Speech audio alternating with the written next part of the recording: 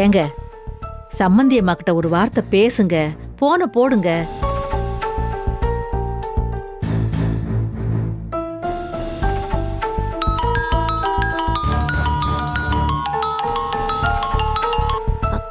அப்பா நான் தான் கூப்பிடுறேன்னு சொன்னேனேப்பா.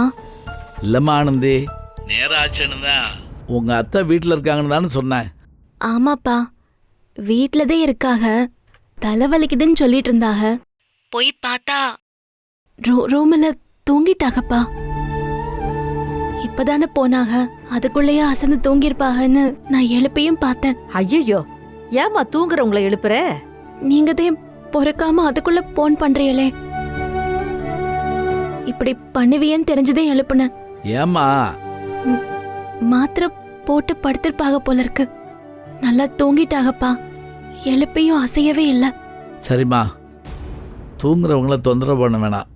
அவங்க மனசு மாறுற போது நாமளும் அதுக்கு தகுந்த மாதிரி நடந்துக்கணுமேன்னு நினைச்சேன். அதனால என்ன, அப்புறம் பேசிட்டா போச்சு. ஆனந்தி, மறுக்கா மறுக்கா கேக்குறேன்னு நினைக்காத.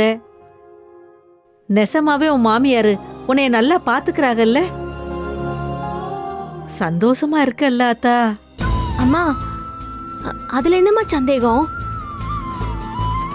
நான் சொன்னா நீ நம்ப மாட்டியா? நான் வேணா போய் அத்தையை எழுப்புறேன், நீ அவகிட்டே பேசு. இல்ல இல்ல இல்லம்மா, இல்ல வேணாம் ஆனந்தி, அவங்கள எழுப்பாத.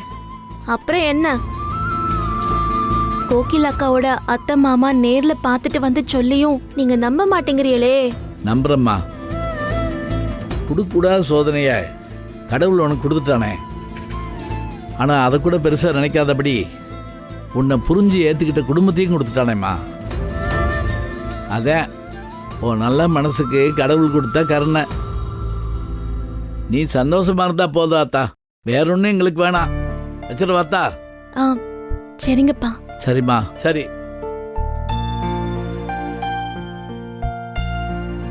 என்னை மன்னிச்சிருப்பா, எதையும் உங்ககிட்ட சொல்ல முடியல. நான் சந்தோஷமா இருக்கேன்னு நினைச்சு நீங்க கவலைப்படாம இருந்தா போதும்.